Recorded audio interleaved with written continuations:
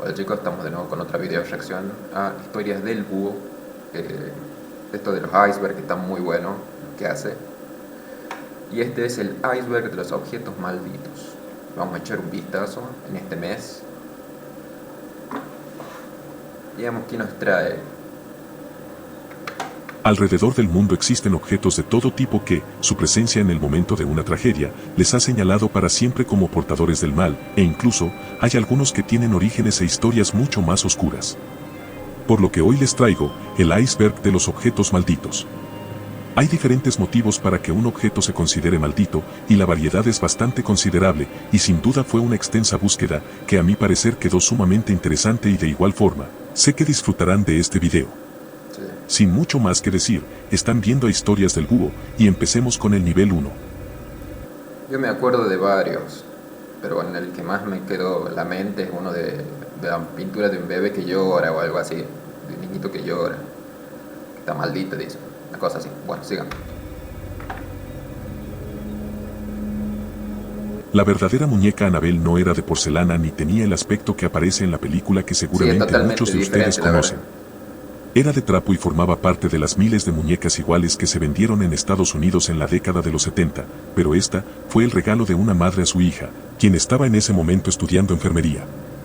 La joven, de 18 años, colocó el presente en la habitación del apartamento de estudiante que compartía. Le ayudaba a recordar a su madre, pero poco a poco, empezó a ver cosas extrañas. La muñeca aparecía diariamente en una posición diferente a la que la había dejado, también alcanzó a aparecer en diferentes habitaciones del lugar, e incluso, un amigo de la joven dice haber sido herido y rasguñado por la muñeca. Después de estos sucesos, la noticia llegó al matrimonio Warren, ya conocidos por sus estudios de fenómenos paranormales, quienes dijeron que un demonio era lo que estaba adentro de la muñeca. Por ello, pidieron a un religioso que practicara un exorcismo en el apartamento para limpiar el lugar. Acto seguido, se llevaron la muñeca sin que se conocieran más agresiones ni otros sucesos extraños hasta la fecha. La muñeca todavía puede contemplarse hoy en día en el Museo de lo Oculto de Ed y Lorraine Warren, en Connecticut, Estados Unidos. Se dice que, o bueno, por lo que se ve, se dice que estas dos personajes, iba a decir, estas dos personas dicen que son, digamos que son un poco una farsa, ¿no? Inventan muchas cosas para llamar la atención. La maldición del coche de Dean se refiere a una serie de eventos trágicos y misteriosos que rodearon a un automóvil, un Porsche 550 Spider de 2 puertas, propiedad del actor James Dean. El actor falleció en 1955 a sus 24 años, cuando competía en una carrera. En un cruce, su auto colisiona fatalmente con otro automóvil, por lo que fallece instantáneamente. A partir de ese punto, los dueños posteriores del auto o piezas del mismo sufrieron diferentes eventos trágicos. Como George Barris, un diseñador y constructor de automóviles personalizados. Se dice que mientras Barris estaba trabajando en el coche, él mismo se le cayó y le aplastó las piernas, por lo que decidió vender sus piezas. Primeramente, algunas partes se vendieron a 2 médicos que posteriormente tuvieron accidentes fatales y perdieron la vida. Luego de un tiempo, un ladrón perdió un brazo cuando intentó robar el volante del auto. Y en la gira con los restos del coche por Estados Unidos, se contabilizaron otros misteriosos incidentes, entre ellos cuando en Sacramento, parte del ejemplar cayó sobre un estudiante y le rompió la cadera. En el final de ese viaje por el país, los restos del automóvil desaparecieron y nunca más se supo del Porsche. La verdad es que es muy ridículo hacer ese tipo de cosas con un auto. A lo largo de su historia, el diamante Hope ha sido asociado con una serie de desgracias y tragedias. Se le atribuye una maldición que supuestamente afecta a quienes lo poseen, por lo que solo les contaré sobre sus dueños más destacados, ya que realmente es una lista muy extensa. Jean-Baptiste Tavernier fue un comerciante y viajero francés, quien tiene uno de los primeros registros conocidos. Fue despedazado por perros salvajes en Constantinopla. El rey Luis XIV compró la piedra a Tavernier poco antes del fallecimiento del comerciante. Después de tomar posesión del diamante, él mismo falleció de gangrena. Seguiría el príncipe Iván Kanitovsky, quien fue ejecutado en una revuelta de los revolucionarios rusos a mediados del siglo XVII. O también podríamos hablar de María Antonieta, que a menudo llevaba el diamante puesto, pero a final de su vida fue ejecutada sin piedad por su pueblo. Pero en este caso yo creo que era muy común en esa época que pasaran esos acontecimientos, digamos, porque ahí era una barbarie bastante grande. Bueno, hay cosas que no han cambiado todavía, pero en ese lugar ya era, bueno, en esa época, mejor dicho, era algo común que pasaran este tipo de cosas con las personas. Era algo de muy típico de la monarquía y todas esas cosas. No sé si me estaré explicando bien, pero yo creo que ahí no aplicaría mucho ahí porque era algo común que pasaran esas cosas. Actualmente, el diamante Hope se expone en un museo de Estados Unidos.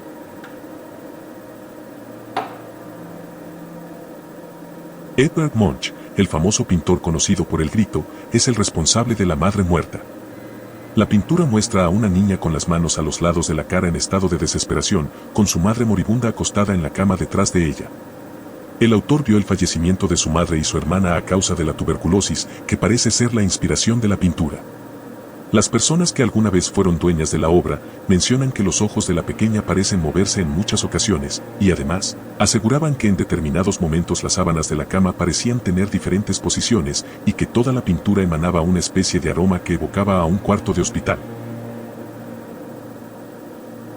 William Shakespeare fue uno de los escritores más influyentes de la literatura mundial. Nació en 1564 y falleció en 1616, y su tumba se encuentra en la iglesia de la Santa Trinidad, Inglaterra. Allí, sobre la tumba del poeta, su epitafio cita una especie de maldición para proteger el sepulcro. Buen amigo, por amor de Jesús, abstente de remover el polvo aquí encerrado. Bendito sea el hombre que respete estas piedras, y maldito sea el que mueva mis huesos. Lo cierto es que parece que este epitafio le está protegiendo, ya que la tumba nunca ha sido abierta desde su fallecimiento. Buena amenaza. Estamos ahora en el nivel 2. Roberto. Mismero, el errante, Roberto fue fabricado por la compañía Stave de Alemania y dado a Robert Otto como regalo de cumpleaños cuando era pequeño. Se dice que este juguete tiene habilidades sobrenaturales que le permiten moverse, cambiar sus expresiones faciales y emitir risas. Algunas versiones de la leyenda afirman que el muñeco es consciente de lo que sucede a su alrededor, logrando así cambiar sus emociones. A día de hoy se encuentra en el Museo East Martello, en Florida, donde se convirtió en una popular atracción turística.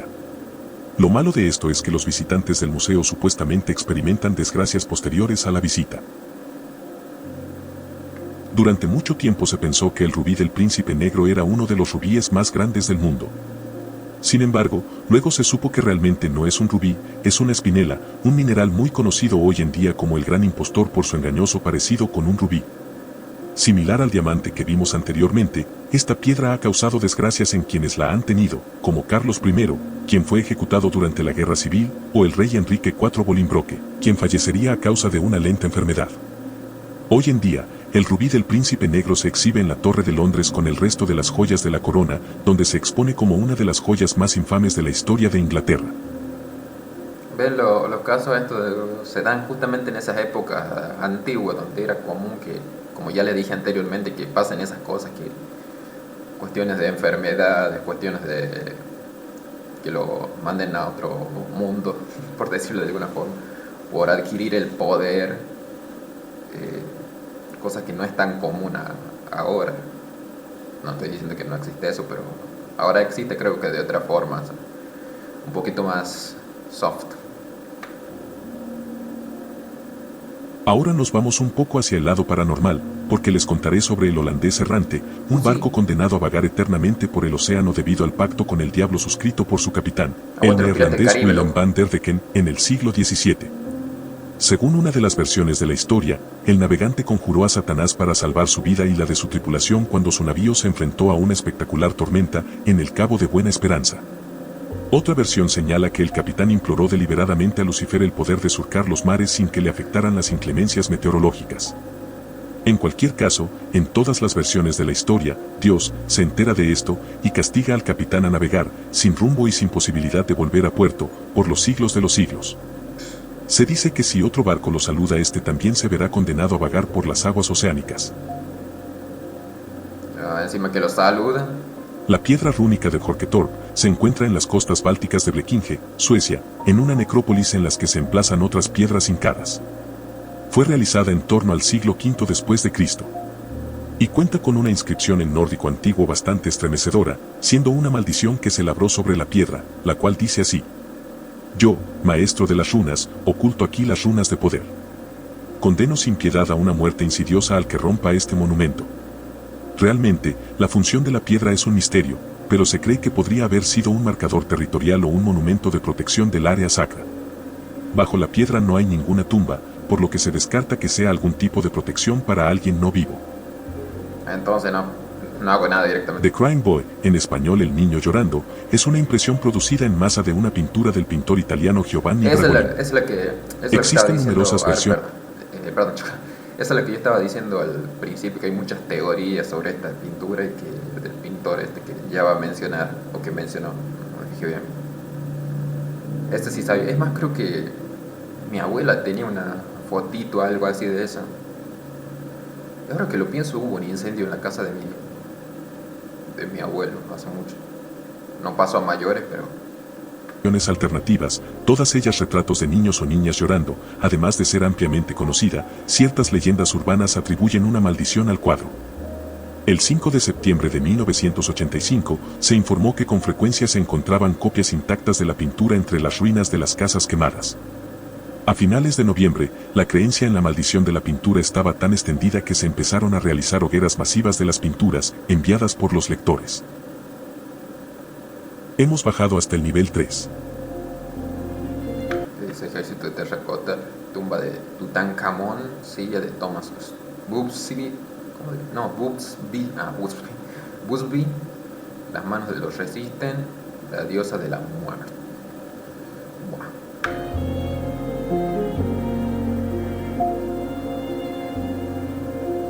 La silla de Thomas Busby es una silla de roble presuntamente embrujada por el mismo homicida Thomas Busby, antes de su ejecución en 1702, en Yorkshire del Norte, Reino Unido. Esta silla causó una gran cantidad de fallecimientos a personas que se sentaron en la misma, ya que cuando Thomas fue arrestado y condenado a la horca después de acabar con la vida de su suegro, maldijo la silla mientras se dirigía a su ejecución. Los lugareños afirmaron que durante la Segunda Guerra Mundial, los aviadores canadienses de la base cercana iban al bar y los que se sentaban en la silla nunca regresaban de las misiones de bombardeo. En los años 70 se produjeron algunos accidentes mortales relacionados con la silla, hasta que en 1978, la silla finalmente se colgó del techo del Museo Thirsk, Inglaterra, para evitar su ocupación.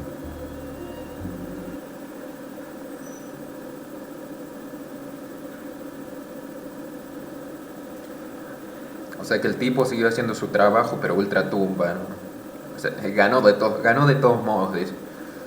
Hace años existía la creencia que las tumbas de los faraones egipcios tenían maldiciones escritas en ellas, advirtiendo a quien lo leyera que no debían entrar.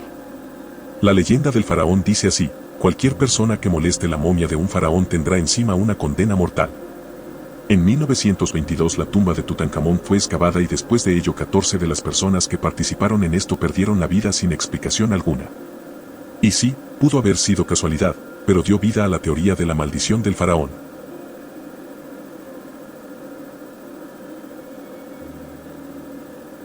Las manos lo resisten es una pintura creada por el artista Bill Stoneham en 1972. Es muy turbia la pintura. Representa a un niño y una muñeca de pie frente a una puerta con paneles de vidrio, contra la cual se presionan muchas manos.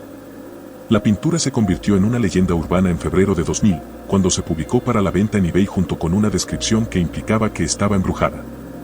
Su descripción hacía una serie de afirmaciones en las que se decía que los personajes de la pintura se movían durante la noche y que a veces salían de la misma y entraban a la habitación en la que se exhibía.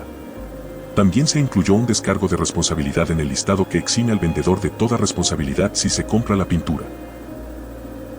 Eso te hace dar Originalmente más hecha alrededor del 3500 a.C. en Chipre y luego encontrada en 1878 en Europa del Este, esta estatua ha acabado con la vida de tantas personas que a menudo se la conoce como la diosa de la muerte. Se dice que más de 4 familias tuvieron la piedra en su posesión y los miembros de las 4 familias fallecieron en enfermedad o circunstancias peores. El último miembro con vida de la última familia poseedora donó la estatua al Museo Real de Escocia, donde quien ayudó a ubicarla en el lugar también fallecería.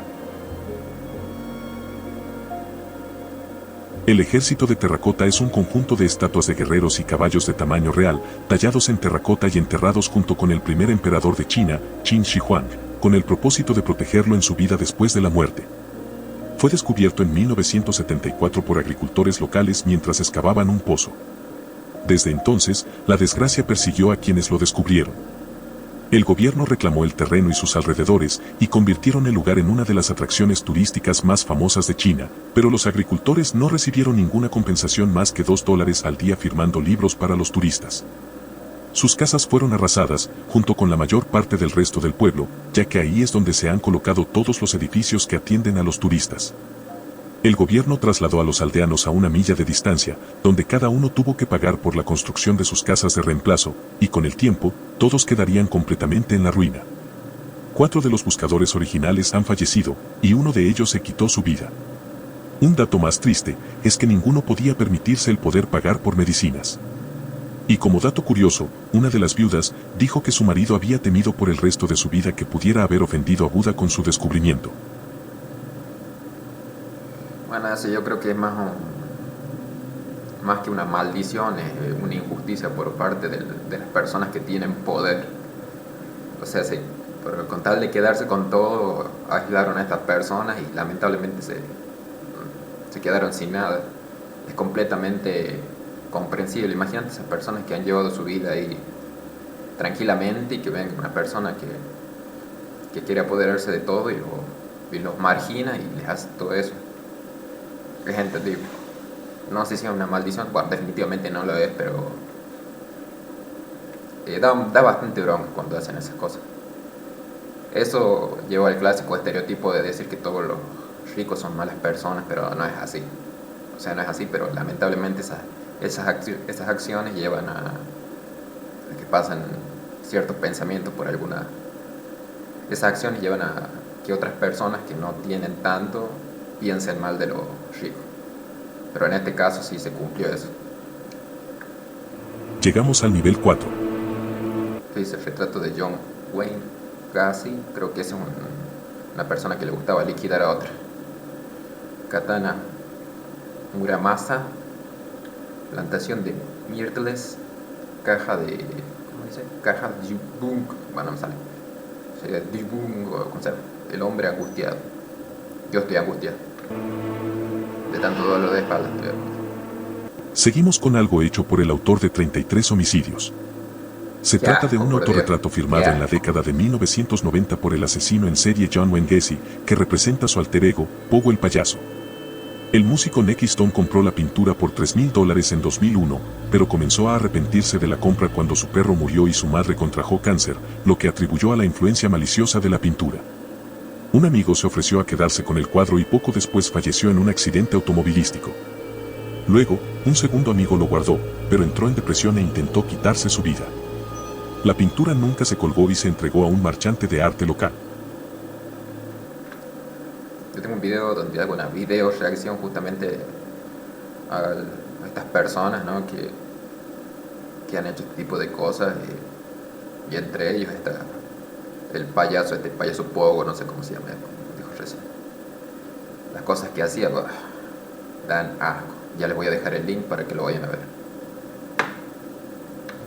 Sengo Muramasa fue un espadero japonés en activo durante el siglo XIV sobre el que planea una persistente leyenda negra.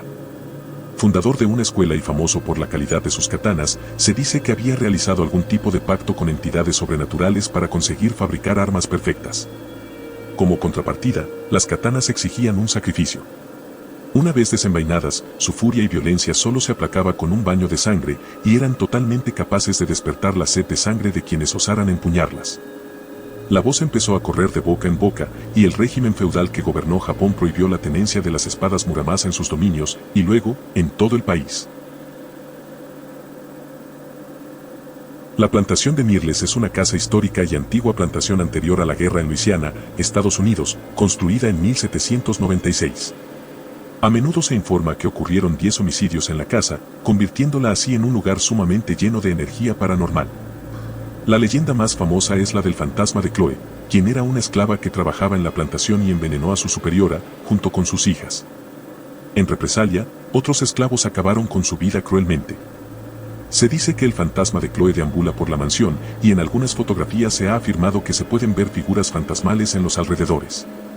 Además de esto, se han reportado una variedad de fenómenos paranormales en el lugar, como apariciones de figuras espectrales, ruidos inexplicables, muebles que se mueven por sí solos y ventanas que se abren y cierran sin explicación.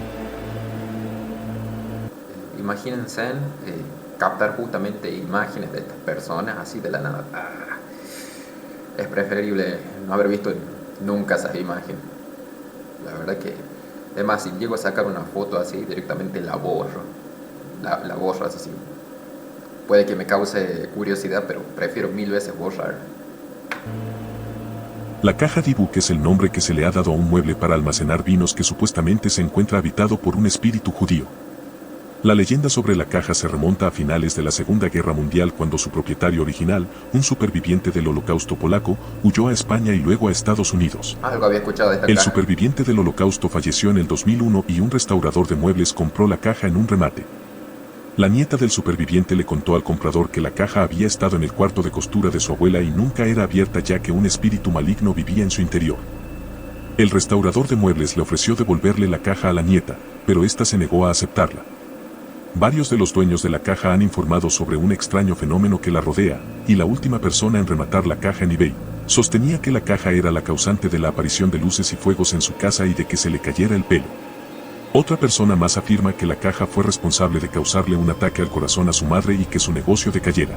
Lo de los pelos de la Todos edad, los dueños señor. han comentado sobre un olor a amoníaco que proviene de la misma y pesadillas acerca de una horrible anciana junto a ella. Como dato curioso, el cantante Post Malone dijo que tuvo experiencias cercanas a la muerte después de haber tenido contacto con la caja. El hombre angustiado es un cuadro creado por un artista desconocido. El propietario, Sean Robinson, afirma haber heredado la pintura de su abuela, quien le dijo que el artista que creó la pintura había mezclado su propia sangre con la pintura y se quitó la vida poco después de terminarla.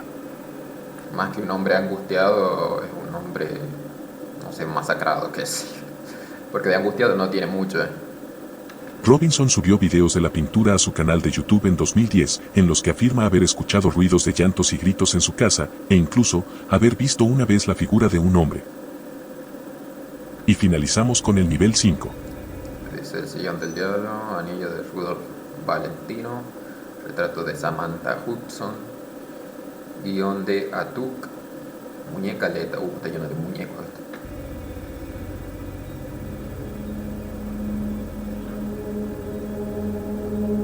El sillón del diablo data en la segunda mitad del siglo XVI. Perteneció al licenciado Andrés de Proaza, un joven médico que se dice que raptaba niños y los despedazaba para realizar sus estudios sobre anatomía en su casa. Pues resulta que ese hombre tenía un pacto con el diablo, y la leyenda cuenta que podía comunicarse con Satanás a través de ese sillón. También que quien se sienta en él, o bien adquiere todos los conocimientos científicos del mundo mientras está sentado, o fallece al cabo de 2 o 3 días si el diablo siente que no es digno de estar ahí, como le sucedió a 2 hombres tiempo después. Andrés de Proaza fue condenado por la Inquisición a perder la vida en la hoguera. Sus inmuebles, y con ellos el sillón, fueron expuestos en subasta pública, pero nadie los adquirió debido a la fama de nigromante que acompañaba a su dueño. El sillón se mantuvo en posesión de la Universidad de Valladolid, donde permanece con una soga de protección para que nadie se pueda sentar. Eso de llevarse a las personas en esas épocas para estudiarlos era algo muy común.